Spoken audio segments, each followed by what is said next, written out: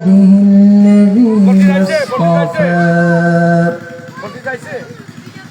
أما بعد فأعوذ بالله من الشيطان الرجيم بسم الله الرحمن الرحيم سبحان الذي أسرى بعبده ليلا من المسجد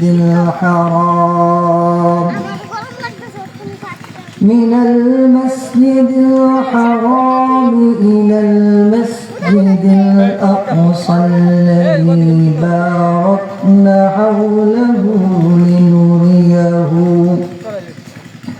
لنريه من آياتنا إنه هو السميع البصير صدق الله المولانا العظيم وصدق رسوله النبي الكريم ونحن على ذلك من الشاهدين والشاكرين والحمد لله رب العالمين সকলে দুরূদ শরীফ পড়ি اللهم صل على محمد وعلى آل محمد كما صليت على إبراهيم وعلى آل إبراهيم إنك حميد مجيد اللهم بارك على محمد وعلى آل محمد كما باركت على إبراهيم وعلى آل إبراهيم إنك حميد مجيد الحمد لله মরহুম সুরুজ মিয়ার স্মরণে ও সকল কবরবাসীদের মাগফিরাত কামনায় তৃতীয় বার্ষিক ও দোয়ার মাহফিলের আজকের সভাপতি জাতির মুকুট সেরতাজ ওলামায়ে কেরাম এলাকার দূর দূরান্ত থেকে আগত আশিকিন জাকিরিন শাকিরিন ভাইরা পর্দার আড়াল থেকে শুননেওয়ালা মা ও বোনেরা সকলের প্রতি আমার পক্ষ থেকে সালাম ও দোয়া। আজকে যে আলোচনা যার উদ্দেশ্যে ওয়াজ মাহফিল মরহুম সুরুজ মিয়ার স্মরণে, গতবার আমি এখানে আলোচনা করেছিলাম গত বছর তিনটা বিষয়ে আলোচনা করা হয়েছিল। শয়তানকে প্রতিহত করা, মারা, তিনটা অস্ত্র দেওয়া হয়েছিল। এবছর আমরা চাইতে ইনশাআল্লাহ নতুন আরেকটা বিষয় আলোচনা করব। আমি আপনাদের সামনে সূরাতুল বনী ইসরাঈল কোরআনে কারীমের 15 নম্বর পারার প্রথম সূরা এটা তেলাওয়াত করেছি। এর উপর কিছু কথা বলবো। আল্লাহ তাআলা আমাকে ইখলাসের সাথে আমলের নিয়তে বলার তৌফিক দান করুক, আপনাদেরকে ইখলাসের সাথে আমলের নিয়তে শোনার তৌফিক দান করুক। সকলে বলে আমিন। দুনিয়া আল্লাহ পাক আমাদেরকে দুনিয়াতে পাঠিয়েছেন আল্লাহ পাকের বান্দিগি করার জন্য। দুনিয়ার জীবন তার জীবন দামি যার জীবনের মধ্যে আল্লাহ পাকের বান্দিগি আছে। আর তার জীবনে সম্মানিত যার জিন্দগির মধ্যে আল্লাহ পাকের বন্দেগী ইবাদত আল্লাহ জাল্লা শানুর হুকুম আছে, তার জিন্দগি দামি। আর যার জিন্দগিতে আল্লাহ পাকের হুকুম নাই, আল্লাহ পাকের বন্দেগী নাই, আল্লাহ পাকের আনুগত্য নাই, তার জিন্দগিটা দামি না। বরং কুরআনের ভাষায় আল্লাহ পাক বলেন যে একটা কুকুর হিংস্র প্রাণী, চতুষ্পদ প্রাণী, তার জীবনের দাম আছে। যদি কেউ আমি আল্লাহ পাকের বন্দেগী না করে তার জিন্দগি কাটায়, এই জিন্দগিটা আমি আল্লাহ পাকের কাছে কোনো দাম নাই, বরং এটা চতুষ্পদ জন্তুর থেকে আরো নিকৃষ্ট, আরো জঘন্য। রব্বুল আলামিন বলেন বিসমিল্লাহির রাহমানির রাহিম ওয়ালাকাদ যারা'না লিজাহান্নামা কাসীরাম মিনাল জিন্নি ওয়াল ইনস লাহুম কুলুবুন লা ইয়াফকাহুনা বিহা ولهم آذان لا يسمعون بها ولهم أعين لا يبصرون بها أولئك كالأنعام بل هم أضل। আল্লাহ বলতেছেন, নিশ্চয় আমি কিছু মানুষ এবং ইনসান এবং জিনদের জন্য জাহান্নাম সৃষ্টি করেছি। লাহুম কুলুবুন লা ইয়াফকাহুনা বিহা, আমি আল্লাহ তাদেরকে যে অন্তর দিয়েছি, অন্তর দ্বারা তারা বুঝে না। ওয়ালাহুম আযানুন লা ইয়াসমাউনা বিহা, আমি আল্লাহ তাদেরকে কান দিয়েছি, কান দিয়ে শুনে না। ওয়ালাহুম আ'ইনুন লা ইবসিরুনা বিহা, আমি আল্লাহ তাদেরকে চক্ষু দিয়েছি, এই চক্ষু দিয়ে তারা দেখে না। উলাইকা কালানাম, আল্লাহ চালিটান এরাই চতুষ্পদ জানোয়ারের মতো। তাকিদের অর্থ যখন টান হয় তখন তাকিদের অর্থ আসে, গুরুত্ব বুঝাইতেছেন এরাই চতুষ্পদ জন্তুর মতো। বালহুম আবাল, বাল এবার হুম আদল শেষে আবার তাসকির আরো তাকে দিচ্ছেন যে এরা যদি বলি চতুষ্পদ জন্তু জানোয়ারের নেই না, বরং তারা এর থেকেও আরো নিকৃষ্ট। নাউজুবিল্লাহ। এই জন্য জিন্দগিকে আল্লাহ জাল্লা শানুর বন্দেগী দিয়ে কাটানো, আল্লাহ পাকের ইবাদত বন্দেগী দিয়ে কাটানো, আল্লাহ তাআলা আমাদের জিন্দগিকে আল্লাহ পাকের ইবাদত বন্দেগী দ্বারা কাটানোর তৌফিক দান করুন। সকলে বলে আমিন। মাইকের আওয়াজ যত দূর পর্যন্ত যাচ্ছে, এলাকার যে সমস্ত মুরব্বী ভাবারা বায়ানা ঘোরাফেরা করছি, আমরা ঘোরাফেরা না করে মজলিসে এসে কথা শুনি, আমাদের জন্য উপকার হবে। আল্লাহ তাআলা বলেছিলেন আলাইকুম বিমাজালিসিল উলামা, তোমাদের জন্য আলেমদের মজলিসে বসা আবশ্যক। কারণ এই আলেমদের মজলিসে বসার দ্বারা অন্তরের খোরাক হয়, দিলের খাবার আসে, অন্তর তৃপ্তি হয়, অন্তরে আল্লাহ পাকের ইবাদত বন্দেগী করতে মনে চায়। আল্লাহ আমাদেরকে ইখলাসের সাথে কথা বলার শোনার তৌফিক দান করুন। আমি যে আয়াত কারিমা তেলাওয়াত করছি সূরাতুল ইসরা, সূরা বনী ইসরাঈলের প্রথম আয়াত। আল্লাহ তাআলা বলেন সুবহানাল্লাযী আসরা বিআবদিহি লাইলান মিনাল মাসজিদিল হারাম। ও আল্লাহ তাআলা বড় পবিত্র, যে আল্লাহ তাআলা তার বান্দাকে মসজিদে হারাম থেকে মসজিদে আকসা পর্যন্ত ভ্রমণ করিয়েছেন।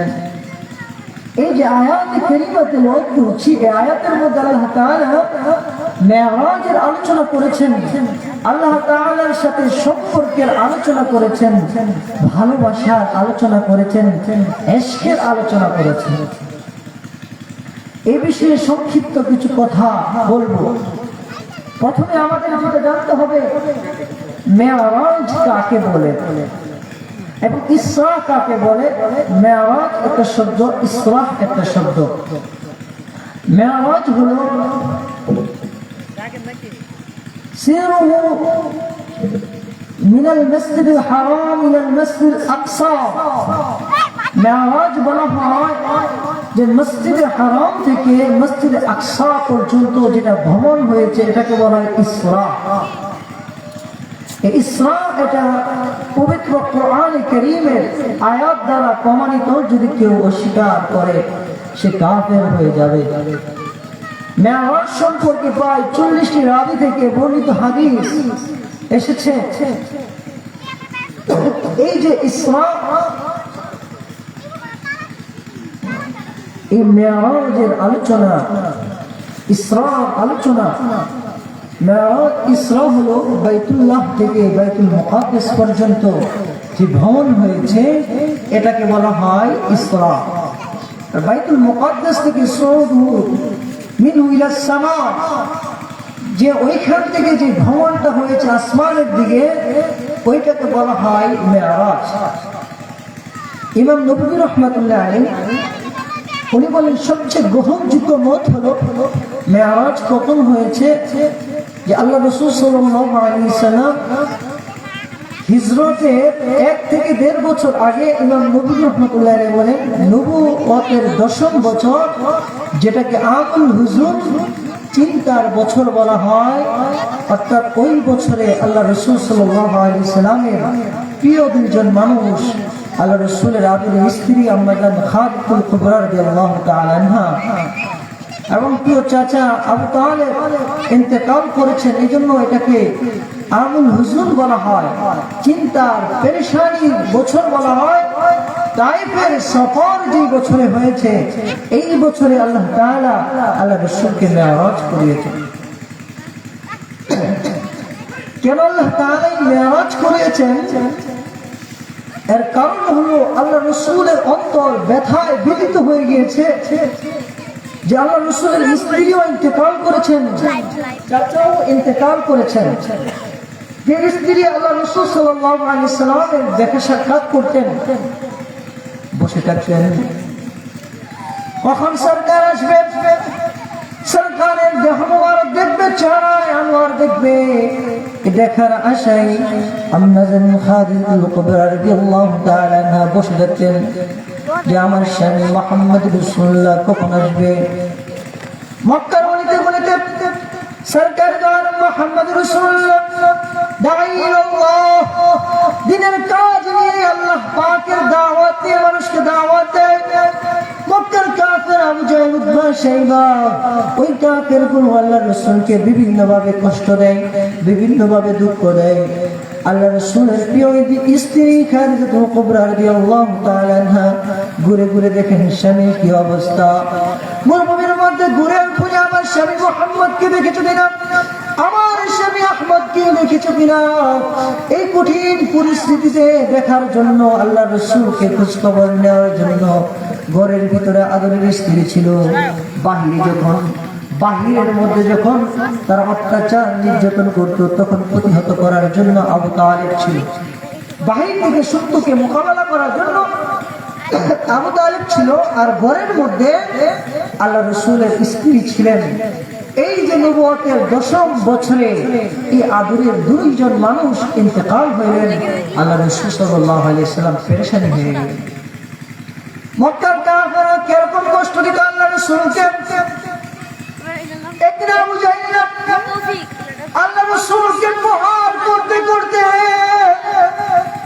সরকার দো আলম মুহাম্মদ রাসূলুল্লাহ সাল্লাল্লাহু তাআলা আলাইহি ওয়াসাল্লাম উহুদ পাহাড়ের মধ্যে পিঠ লাগায়া তাদের আর সরকারের মাথা মুবারক থেকে রক্ত মুবারক ঝরে আবু জাহেল এরকম ভাবে প্রহার করেছে, সরকারের দেহ মুবারক থেকে রক্ত ঝরতেছে।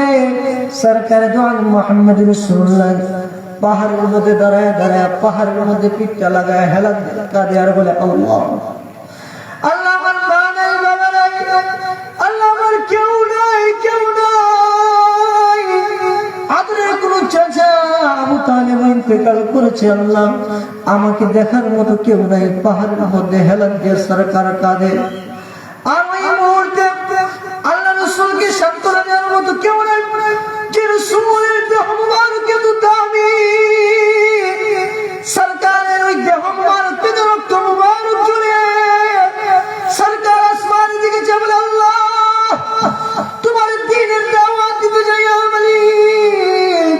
ওই মক্কার কাফের আবু জাহেল দেখো তোমার রাসূলের কি অবস্থা করছে, শরীর মুবারক থেকে রক্ত ঝরতেছে। আল্লাহ তুমি তোমার কাছে বিচার চাও, আল্লাহ তুমি এর বিচার করো। আল্লাহ মুহাম্মদ রাসূলুল্লাহ পাহাড়ের মধ্যে পিঠ লাগায় লাগায় কাঁদে আর বলে দেখার মতো কেউ নাই, আমার কেউ নাই। ওই দিকে আল্লাহ রাসূলের চাচা হামজা রাদিয়াল্লাহু তাআলা শিকার করে জঙ্গল থেকে আসে।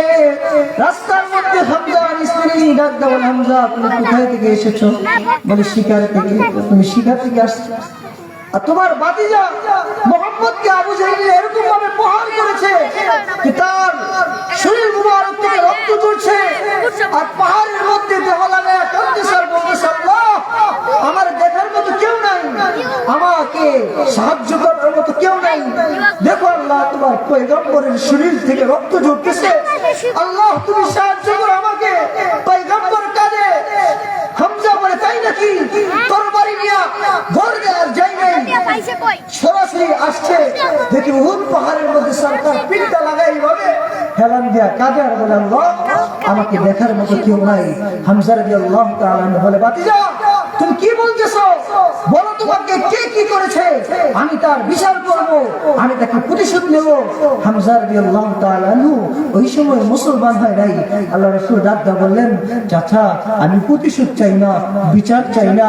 চাচা আপনি যদি বলেন লা ইলাহা ইল্লাল্লাহ মুহাম্মাদুর রাসূলুল্লাহ, এই মুহাম্মাদুর রাসূলুল্লাহর কলিজাটা ঠান্ডা হয়ে যাবে। চাচা আমি বিচার চাই না, আপনি একবার শুধু কালিমাটা পড়ে নেন, আমি আমার মুহাম্মাদুর রাসূলুল্লাহ দিলটা শান্তি হয়ে যাবে। হামজা রাদিয়াল্লাহু তাআলা বললেন ভাতিজা যদি এই কালিমা পড়ার দ্বারা তোমার দিলটা শান্তি হয়ে যায়, যাও আমি পড়ে নিলাম লা ইলাহা ইল্লাল্লাহু মুহাম্মাদুর রাসূলুল্লাহ। সুবহানাল্লাহ।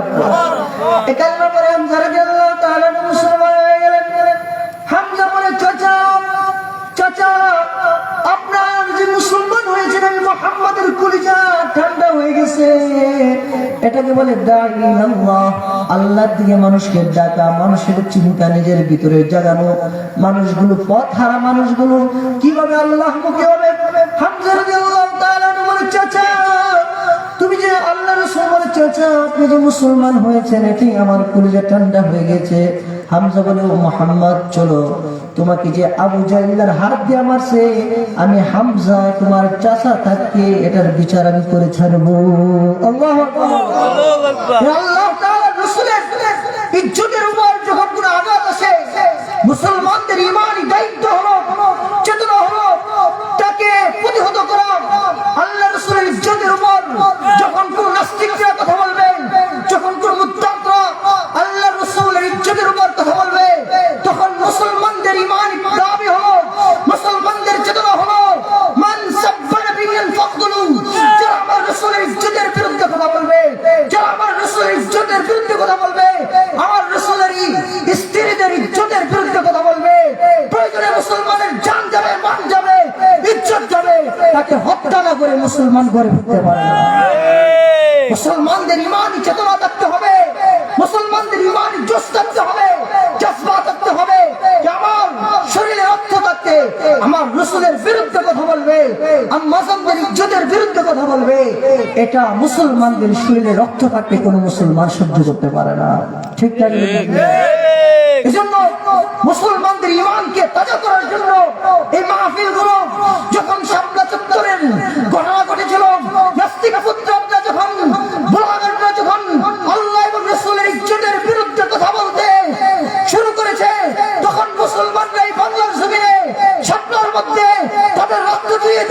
বলেছে যে মুসলমানরা কোন সময় তাদের জান দিতে ভয় করে না, প্রয়োজনে রক্ত দিবে, প্রয়োজনে জান দিবে, তখনও আল্লাহ রাসূল এবং আল্লাহর বিরুদ্ধে কথা বলবে কোন মুসলমান সহ্য করতে পারে না। এই জন্য মুসলমানদের ইমানি চেতনা নিয়ে গর্জে উঠতে হবে, তখন নাস্তিক মুদ্রাটা বয়ে তরতর করে কাঁপবে। এই জন্য আল্লাহু আকবার স্লোগান দিলে সাহাবাইরা ব্রাদাররা নাস্তিকরা তরতর করে কাঁপে, কারণ এই আল্লাহু আকবার ধ্বনির মধ্যে আল্লাহ তাআলা এরকম পাওয়ার রাখছেন যেটা তাদের বোমার মধ্যেও নাই। জুড়ে বলেন আল্লাহু আকবার। এই জন্য মুসলমানদের আল্লাহু আকবার ধ্বনির মধ্যে কাফেররা ভয় পায়, আল্লাহু আকবার স্লোগানে তাদের অন্তরে কম্পন সৃষ্টি হয়ে যায়, তাদের বোমা সবকিছু শেষ হয়ে যায়। এই জন্য আল্লাহু আকবার ধ্বনিতে যতদিন পর্যন্ত মুসলমান আগাবে, এই জমিনে মুসলমানদের মধ্যে মুসলমানদেরকে রোখার মতো কেউ নাই, কেউ নাই, কেউ নাই। এই জন্য মুসলমানদের ইমানি চেতনা বেড়ে কাশ্মীর হযরত হামজার মতো করতে হবে যে আমার রাসূলের ইজ্জতের বিরুদ্ধে যখনই কথা হবে, প্রয়োজনে আমার জান যাবে, তারপরে আমি মাঠে নামবো ইনশাআল্লাহ। হামজা রাদিয়াল্লাহু তাআলা বললেন, ভাতিজা চলো আবু জাহেলের কাছে যাই। কেউ নাই আবু জাহেল, তুই নাকি আমার ভাতিজারে মারছো? হ্যাঁ মারছি। দিছে এক ঘুষে একের দাঁত ফেলাই দিছে। সুবহানাল্লাহ বলে। রাসূলের ইজ্জতের বিরুদ্ধে কথা হবে, কোন মুসলমান সহ্য করতে পারে না। এই এক ঘুষিটা একেবারে দাঁত ফেলাই দিছে। তো ব্যাপার কি, তুমি কি মুসলমান হয়ে গেছো কিনা? হ্যাঁ মুসলমান হইলে হইছি, আমার বাচ্চাকে মারার অধিকার তো পেয়ে দিয়েছি ঘোষণা করে দিলেন হামজা রাদিয়াল্লাহু তাআলা আনহু। এই যে এত কষ্ট কাফেররা দিয়েছে, আলোচনা করলে অনেক বড় হবে, সময় অল্প। এই কষ্ট তায়েফের ময়দানে আল্লাহ রাসূল সাল্লাল্লাহু আলাইহি সাল্লাম রক্তে জর্জরিত হয়েছেন। এই যে আল্লাহ রাসূলের কষ্টকে লাঘব করার জন্য আল্লাহ তাআলা বলেছেন, সুবহানাল্লাযী আসরা বিআবদিহি লাইলাম মিনাল মাসজিদিল হারাম। সরকার পরেশান হয়ে গিয়েছেন, সরকারকে সান্ত্বনা দেওয়ার মতো কেউ নাই। আল্লাহ বলে, বন্ধু পরেশানি হয়েও না, তোমার স্ত্রী মারা গেছে, তোমার চাচা মারা গেছে, আমি আল্লাহ তোমার শান্তি দেওয়ার জন্য দুনিয়া থেকে আসমানে আইনা আমি আল্লাহ তোমার অন্তরকে শান্তি করবো। জুড়ে বলেন আল্লাহু আকবার। এই জন্য আল্লাহ তাআলা মেরাজের ঘটনা করেছেন। আল্লাহ বলে, বন্ধু পেরেশান হও না, আমি আল্লাহ তোমাকে শান্তি দেওয়ার জন্য মক্কা থেকে বাইতুল্লাহ থেকে বাইতুল মুকাদ্দাস, বাইতুল মুকাদ্দাস থেকে সাত আসমান পাড়ি দিয়ে আমি আল্লাহ আরশে আযীমে আমি আল্লাহ তোমাকে আইনা শান্তি দিব। বন্ধু তুমি পেরেশান হইও না। এটা আল্লাহ বলে, সুবহানাল্লাযী আসরা বিআবদি লাইলাম মিনাল মাসজিদিল হারাম ইলাল মাসজিদিল আকসা। আল্লাহ বলে, আল্লাহ তাআলা পবিত্র, যে আল্লাহ তাআলা তার বান্দাকে মুহাম্মদ রাসূলুল্লাহকে মসজিদ হারাম থেকে মসজিদ আকসা পর্যন্ত ভ্রমণ করেছেন। এখানে আল্লাহ কেন সুবহানা শব্দ ব্যবহার করেছেন? মুফাসসিরিন কেরাম বলেন, আল্লাহ তাআলা বুঝাইছেন, আল্লাহ রাসূল মেরাজের ঘটনা বর্ণনা করেন, বলেন উম্মে হানির ঘরে আমি শোন খবর যে সাফু সাত আল্লাহ তাআলা ছিদ্র করে আমাকে আল্লাহ তাআলা বের করলেন। আল্লাহ বলে, কেন সাতকে ছিদ্র করলেন? এর কারণ হলো আল্লাহ বুঝাইছেন সুবহানা শব্দ আইনা, আল্লাহ এটা বুঝাইছেন মুহাম্মদ এই যে সাত ফাইরা তোমাকে আমি নিলাম, এটা দ্বারা বুঝাইতেছি এটা কোন সাধারণ ঘটনা না, এটা আশ্চর্যজনক ঘটনা হবে। আল্লাহ তাআলা আল্লাহ রাসূলকে নিলেন বাইতুল্লাহ নিয়ে সিনা সাফ করে, এই ঘটনাগুলো শুনছেন, সিনা সাফ করে ইলম এবং হিকমত দ্বারা আল্লাহ রাসূলের সিনাকে ভরপুর করে দিয়ে আল্লাহ তাআলা একটা বুরাক আনলেন। বুরাক কিরকম? বুরাক এরকম একটা পানি যেটা খচ্চর থেকে একটু বড়, গাদা থেকে একটু বড়, খচ্চর থেকে একটু ছোট, সাদা পানি, ওইটার মধ্যে সফর করে। বুরাক শব্দটা আরবি বারকুন থেকে এসছে। বারকুন মানে বিজলি, আকাশের বিজলি যেরকম চমকায়, বিজলির গতিতে বুরাকের গতি চলে, এই জন্য এটাকে বলা হয় বুরাক, বারকুন শব্দ থেকে। বুরাক আনলেন, এখানে দীর্ঘ ঘটনা। আল্লাহ রাসূল বুরাকে ছোঁয়ার হইলেন, সবাই জিবরাইল আলাইহিস সালামের পিছনে উঠে জিবরাইল আলাইহিস সালামকে নিয়ে আল্লাহর রাসূল রওনা হলেন। মাদিয়ান শহর, মক্কা, মদিনা সবগুলো শহর, মক্কা শহর এগুলো আল্লাহর রাসূল ভ্রমণ করে আল্লাহর রাসূল মসজিদ বাইতুল মুকাদ্দাস, মসজিদে আকসা পর্যন্ত আল্লাহর রাসূল গেলেন। গিয়ে ওইখানে বুরাকা বাঁধলেন, মসজিদের মধ্যে আল্লাহর রাসূল প্রবেশ করলেন। মসজিদে আকসার মধ্যে প্রবেশ করে আল্লাহর রাসূল দেখলেন মসজিদে আকসার মধ্যে সমস্ত পয়গম্বররা আদম আলাইহিস সালাম থেকে নিয়ে পর্যন্ত ঈসা পর্যন্ত যত পয়গম্বর আলাইহিস সালাম পৃথিবীর জমিনে এসেছে, সমস্ত পয়গম্বরদেরকে আল্লাহ তাআলা মসজিদে আকসার মধ্যে একত্রিত করে দিয়েছেন। সুবহানাল্লাহ। আল্লাহ রাসূল মসজিদে আকসার মধ্যে গেলেন।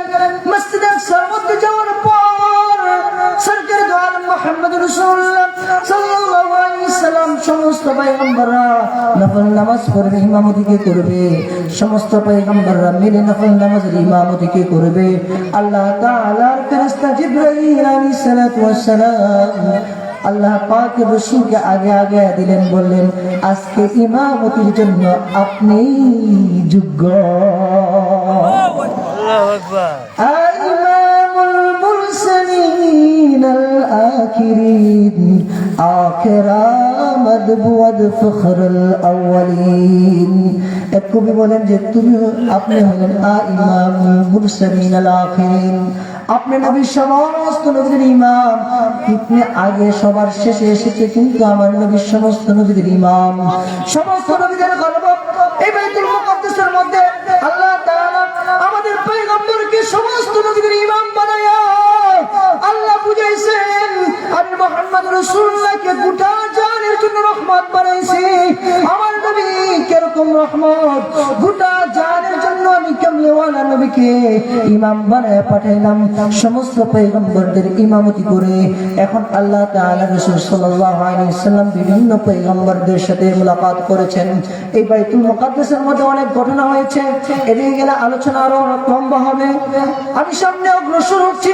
বাইতুল মুকাদ্দাসের ঘটনার পরে নামাজের পরে জিবরাইল আলাইহিস সালাম দুইটা পাত্র আনলেন, একটার মধ্যে রাখলেন মধু, আর একটার মধ্যে রাখলেন দুধ, আর একটার মধ্যে রাখলেন মদ। আল্লাহ রাসূলকে বললেন ওগো হাবিব, আপনি পছন্দ করেন কোনটা আপনার পছন্দ। আল্লাহ রাসূল দুধ পছন্দ করলেন। দুধ পছন্দ করার পর জিবরাইল বলল ওগো মুহাম্মদ, আপনি মধ্যম পন্থা, আপনি সবচেয়ে উত্তম আখলাককে চয়েস করেছেন। সুবহানাল্লাহ। আল্লাহ রাসূল দুধকে চয়েস করলেন। এরপর উপরে উত্তর জগতে রওনা হয়ে গেছে। প্রথম আসমানে আল্লাহ রাসূল গেলেন।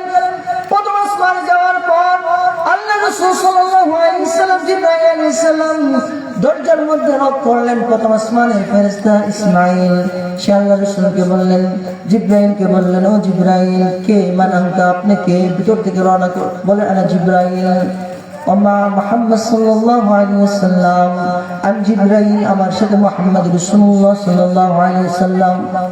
এখানে কথা হলো যে জিবরাইল সমস্ত ফেরেশতাদের সরদার, আর আমার রাসূল হলো সমস্ত পৃথিবীর সরদার।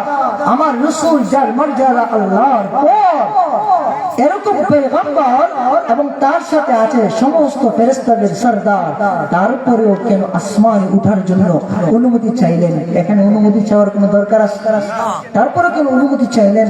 এর দ্বারা আল্লাহ বুঝাইছেন, শোনো, তুমি যত বড়ই নেতা হও না কেন, যত বড় পদের অধিকারী হও না কেন, তোমার অধীনে যত লোকই থাকবে না কেন, তুমি যখন ঘরে প্রবেশ করবা, ঘরওয়ালাদের থেকে অনুমতি নিয়া সালাম দিয়ে ঘরে প্রবেশ করবা। সুবহানাল্লাহ। এই শিক্ষা আমাদেরকে দিয়েছেন, এই জন্য অনুমতি ছাড়া প্রবেশ করে নাই। বুঝেছেন কিয়ামত পর্যন্ত যত মানুষ আসবে, তোমার মর্যাদা যত বড়ই হয়ে যাক না কেন, যখন কখনো কোনো ঘরে প্রবেশ করবা, কোনো ঘরে প্রবেশ করবা, কারো দোকানে প্রবেশ করবা, কারো জায়গায় প্রবেশ করবা, তুমি যত বড়ই নেতা হও না কেন, অনুমতি ছাড়া প্রবেশ করবা না। এই যে আল্লাহ রাসূল প্রথম আসমানে গেলেন। প্রথম আসমানে যাওয়ার পর আদম আলাইহিস সালামের সাথে দেখা হয়ে যায়। আল্লাহ রাসূলকে আদম আলাইহিস সালাম ইবনে মুহাম্মদ আল্লাহ রাসূলকে সালাম জানাইলেন, বলো আমার ছেলে মুহাম্মদ তোমাকে আহলান সালাম। আল্লাহ রাসূল আদম আলাইহিস সালাম কিরকম ছিলেন এর বর্ণনা করেছেন। এগুলো দিয়ে আলোচনা না, আমি আলোচনার দিকে যাচ্ছি। আল্লাহ রাসূল বলেন, আদমকে দেখলাম, আদম আলাইহিস আলাইহিসসালাতু ওয়াসসালাম তার ডান দিকে যখন চাই মুস্কি মুস্কি হাসে, বামে যখন চাই কাঁদে। আমি জিজ্ঞাসা করলাম, বাবা আপনি ডান দিকে চাইলে কেন হাসেন, বাম দিকে চাইলে কেন কাঁদেন? আদম ডাকতে বলে, মুহাম্মদ সাল্লাল্লাহু আলাইহি ওয়াসাল্লাম, ওরে আমার সন্তান মুহাম্মদ, আমার ডান দিকে যখন আমি চাই, কিয়ামত পর্যন্ত আমার যত সন্তানরা এই পৃথিবীর বুকের মধ্যে আসবে, যারা জান্নাতি, তাদের দৃষ্টি আমার দিকে আসে, তাদেরকে আমি দেখি, তাদেরকে দেখলে আমি বাবা আদমের কলিজাটা ঠান্ডা হয়ে যায়। সুবহানাল্লাহ। আল্লাহ আমাদেরকে ডানওয়ালা হওয়ার তৌফিক দান করুন। আদম আলাইহিস সালাম বলেন, ও মুহাম্মদ, বাম দিকে তাকাইলে আমি কেন কাঁদি জানো? বাম দিকে আমার উম্মতের, আমার বান্দাদের মধ্যে, আমার সন্তানদের মধ্যে থেকে যারা জাহান্নামে হবে, তাদের চেহারা দেখলে আমি আদমের কান্না আসে যায়। আদমের সাথে আল্লাহ রাসূলের সাক্ষাৎ হওয়ার পর দ্বিতীয় আসমানে আল্লাহ তাআলা রাসূল বলেন, দ্বিতীয় আসমানে আমার ঈসা এবং জাকারিয়া আলাইহিস সালামের সাথে দেখা। এখানেও কথা হইল। 3 নম্বর আসমানে আল্লাহ রাসূল বলেন, অনুমতি চাইলেন, আবার আগের মতো অনুমতি চাইলেন, প্রবেশ করলেন। এখানে ঈসা আলাইহিস সালামের সাথে দেখা। 3 নম্বর আসমানে আল্লাহ রাসূল আবার অনুমতি চাইলেন, আবার প্রবেশ করলেন। এখানে ইদ্রিস আলাইহিস সালামের সাথে দেখা। 5 নম্বর আসমানে মূসা আলাইহিস সালামের সাথে দেখা। 6 নম্বর আসমানে হারুন আলাইহিস সালামের সাথে দেখা। 7 নম্বর আসমানে ইব্রাহিম আলাইহিস সালামের সাথে দেখা। এখানে এক এক আসমানে এক এক পয়গম্বরের সাথে কথা হয়েছে। এগুলো বলতে গেলে দীর্ঘ সময় লাগবে। ইব্রাহিম আলাইহিস সালামের কথাটা শুধু বলতেছি। আল্লাহ রাসূল বলেন, ইব্রাহিম আলাইহিস সালামের সাথে আমার 7ম আসমানে যখন দেখা হয়ে যায়, ইব্রাহিম আলাইহিস সালাম আমাকে ডাকতে বলে, মুহাম্মদ আমার সন্তান, তোমাকে আমি 3টা জিনিস বলি, 3টা জিনিস হাদিয়া তোমার উম্মতের নিয়ে দিবা। সুবহানাল্লাহ। কয়টা জিনিস? 3টা হাদিয়া আমি তোমার উম্মতকে দিলাম, তোমাকে দিলাম। এই 3টা হাদিয়া তোমার উম্মতের কাছে আমি ইব্রাহিমের পক্ষ থেকে পৌঁছাইবা। সুবহানাল্লাহ, সুবহানাল্লাহ। ইব্রাহিম আলাইহিস সালাম বললেন, আমার সন্তান মুহাম্মদ, 1 নম্বর আমার সালাম তোমার সন্তানদের, আমার সন্তান তোমার উম্মতদেরকে গিয়ে আমি ইব্রাহিমের সালাম পৌঁছাইবা। আল্লাহু আকবার বলে। আল্লাহু আকবার। 2 নম্বর তোমার উম্মতদেরকে বইলা দিবা, জান্নাতের জমিন বড় সুন্দর জমিন, জান্নাতের জমিন গুলো মিশকে আম্বরের জমিন, এই জমিনটা বড় সুন্দর, উর্বর, সুগ্রাণ, জান্নাতের জমিনটা বড় বিশাল।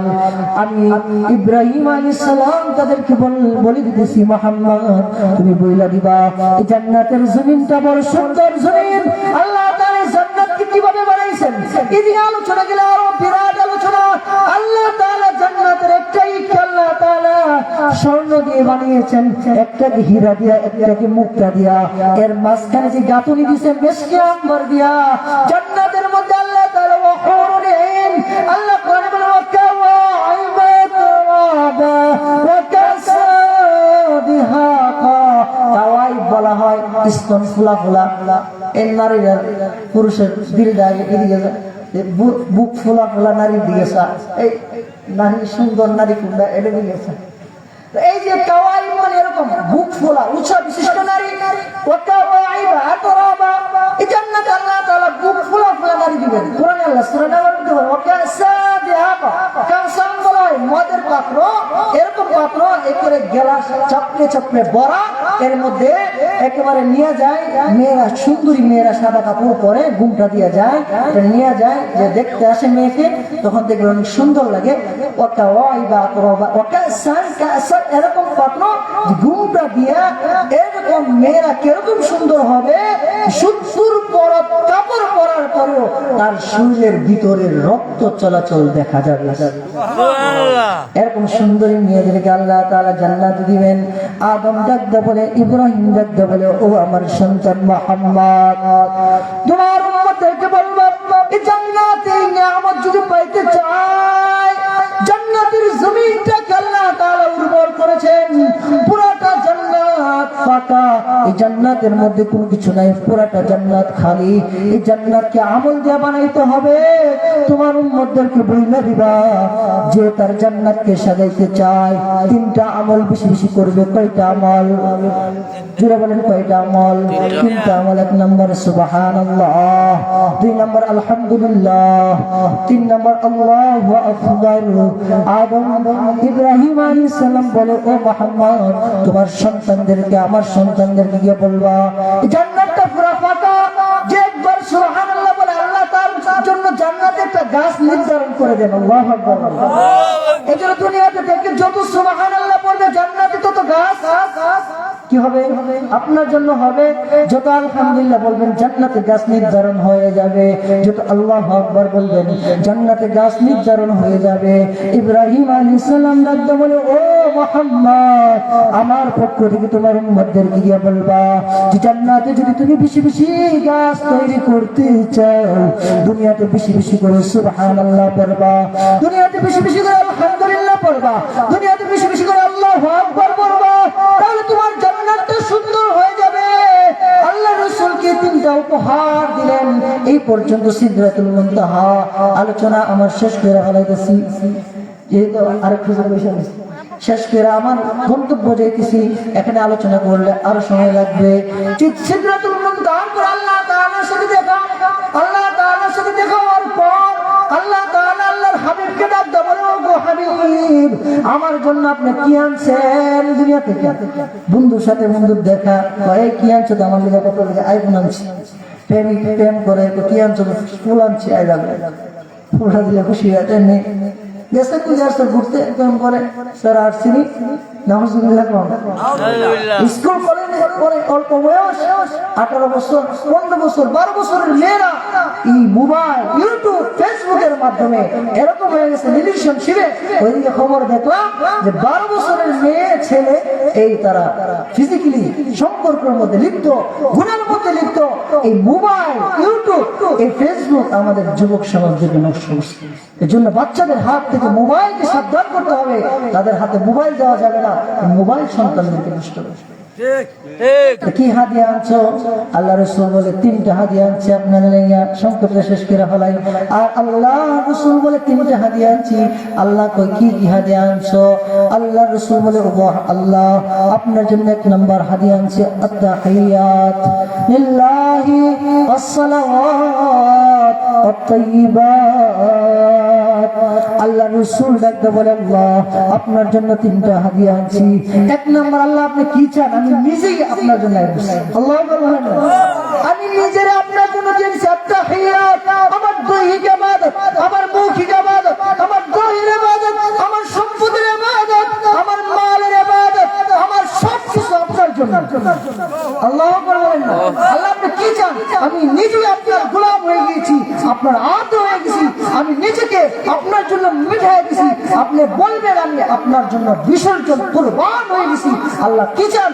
আত-তাহিয়াত লিল্লাহি, আল্লাহ আমার দৈহিক ইবাদত, আমার মৌখিক ইবাদত, আল্লাহ আমার সব ইবাদত তোমার জন্য তাইয়্যিবাত, আমার পবিত্রতা, আসসালাম ওয়া তাইয়্যিবাত। আল্লাহ আমার পবিত্রতা সব কিছু তোমার জন্য আনছি। এক নম্বর আমার দৈহিক ইবাদত, মৌখিক ইবাদত, আমার পবিত্রতা, আমার সালাত, আল্লাহ সব তোমার জন্য আনছি। আল্লাহ খুশি হয়ে যায়। আল্লাহ খুশি হয়ে বলে, পয়গম্বর আমিও তোমার তিনটা জিনিস দিলাম। তিনটা জিনিস কি? আসসালামু আলাইকা আইয়ুহান নবিয়্যু ওয়া রাহমাতুল্লাহি ওয়া বারাকাতুহু।